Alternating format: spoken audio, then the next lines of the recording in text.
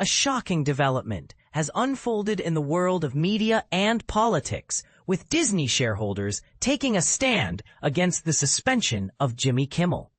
This story is a real eye-opener, and it's time to dive into the details. A battle for free speech and shareholder rights. A group of organizations, self-proclaimed defenders of democracy, have sent a bold letter to Disney CEO Bob Iger. On behalf of two concerned shareholders, they demand answers regarding ABC's decision to suspend Jimmy Kimmel, a move allegedly influenced by pressure from the Trump administration. The letter, a powerful tool in the hands of these shareholders, requests access to Disney's internal documents and communications. They argue that Kimmel's suspension may have violated Disney's obligations to its shareholders. The groups are seeking clarity on whether Disney's actions constituted a breach of trust and loyalty to its investors. But here's where it gets controversial. These organizations, including the American Federation of Teachers and Reporters Without Borders, are invoking their rights under Delaware law. They claim that Kimmel's suspension was not a routine management decision, but a potential breach of fiduciary duty. The letter, dated September 24th, raises serious concerns.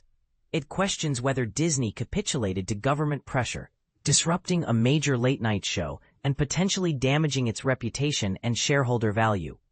A legal threat looms. The groups don't hold back, alleging that Disney's board and executives may have put political or affiliate considerations above the best interests of the company and its shareholders. They even hint at the possibility of a lawsuit if it's proven that Disney's leadership failed to uphold their fiduciary duties. Disney has remained silent so far, but the letter is a public record, available for all to see. The groups claim that Disney's stock suffered significantly due to the Kimmel suspension, dropping by 3.3% in a week. ABC's initial decision to suspend Jimmy Kimmel Live indefinitely followed controversial remarks by Kimmel about the MAGA gang and Charlie Kirk's murder. However, Disney's decision to bring Kimmel back on Tuesday night was a ratings success, despite being blacked out on numerous ABC affiliates. The letter cites Trump's social media post, where he threatened to test ABC and referenced a previous $16 million settlement with Disney. This threat, the groups argue, adds urgency to their concerns. Among the documents they request are those related to the financial and reputational impact of Nexstar and Sinclair's decision to preempt Jimmy Kimmel Live. Clayton Weimers, executive director of Reporters Without Borders USA, emphasized that this affair is not over. He highlighted the ongoing threat from the FCC and the refusal of dozens of affiliates to air Kimmel's show. Weimers believes the public needs to understand how government actions can influence media to prevent further assaults on the First Amendment.